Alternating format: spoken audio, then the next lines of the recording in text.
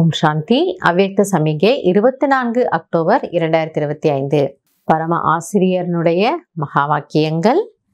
जहाँ वाणी द्वारा कोई कार्य सिद्ध नहीं होता है तो कहते हो ये वाणी से नहीं समझेंगे, शुभ भावना से परिवर्तन होंगे. இப்போ ஏதோ ஒரு இடத்துல நம்ம யாருக்கோ ஏதோ அட்வைஸ் சொல்ல விரும்புகிறோம், இல்லை ஏதோ ஒரு டைரக்ஷன் கொடுக்க விரும்புகிறோம். ஆனால் நம்ம சொல்கிறோம், அவர் புரிஞ்சுக்க மாட்டேங்கிறாரு, கேட்க மாட்டேங்கிறாரு.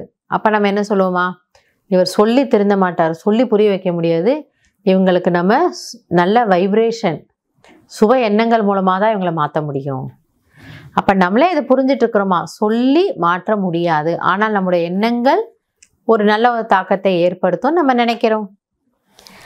जहाँ वाणी कार्य को सफल नहीं कर सकती वहाँ साइलेंस की शक्ति का साधन शुभ संकल्प, शुभ भावना, नयनों की भाषा द्वारा रहम और स्नेह की अनुभूति कार्य सिद्ध कर सकती है.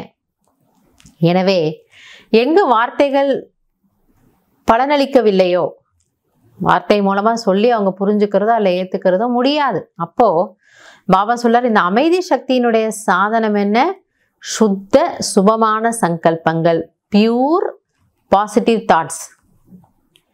இல்லை, இந்த ரெண்டு வார்த்தை ஞாபகம் வச்சுக்கணும். சங்கல்பம் சுத்தமாகவும் இருக்கணும், அதே சமயத்தில் சுபமானதாகவும் இருக்கணும்.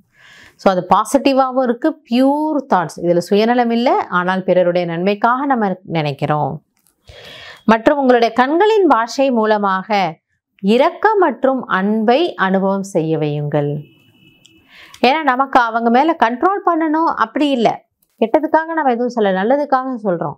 ஆனால் அதை ஏற்றுக்கொள்ளக்கூடிய நிலைமையில் அவங்க இல்லை. அப்போது உங்களுடைய சுப எண்ணங்களை நீங்கள் ஸ்டாக் வச்சுக்கிட்டீங்கன்னா, அந்த ஆத்மாவுக்காக அந்த உணர்வுகளை உருவாக்குனீங்கன்னா, நம்மளுடைய கண்கள் மூலமாகவே நம்மளுடைய உள் உணர்வை அவங்க புரிஞ்சுக்கிறாங்களாம். ஓஹோ, இவங்க நம்மளுடைய நல்லதுக்காக இது சொல்கிறாங்க. அப்போ அந்த பாவனை உங்களுக்கு டச் ஆயிடுச்சுன்னா பாபா சொல்றாரு, நீங்கள் அந்த சுப சங்கல்பங்கள் மூலமாக அவர்களை மாற்றிவிட முடியும், உங்கள் காரியம் வெற்றி அடைஞ்சிடும். எனவே பாவனை ரொம்ப முக்கியம். அதனால தான் சொல்றாரு, சுத்த சுப சங்கல்ப், சுத்தமான சுபமான எண்ணங்கள் இருந்ததுன்னா பாவனை நல்லா இருக்கு, இரக்கம் வருது, ஸ்நேகம் வருது எதிரில் இருக்கக்கூடியவங்க மேலே. அப்போ உங்களுடைய வார்த்தை அங்க வேலை செய்யும். அதுதான் பாபா சொல்ற, நீங்க வெற்றி அடைவீங்க. எனவே இன்னைக்கு நம்ம செக் பண்ண வேண்டியது, நான் ஏதோ ஒரு கருத்தை மற்றவங்களுக்கு சொல்றேன் அல்லது வெளிப்படுத்துறேன்னா அதுல என்ன உணர்வு இருக்கு? நான் என்னுடைய அதிகாரத்தை அகங்காரத்தை பிரயோகப்படுத்துறேனா அல்லது அவங்களோட நன்மைக்காக நான் சொல்றேன் அப்படின்ற அந்த உள் உணர்வு சுத்தமானதாக இருக்காங்கிறத நம்ம இன்னைக்கு செக் பண்ணலாம்.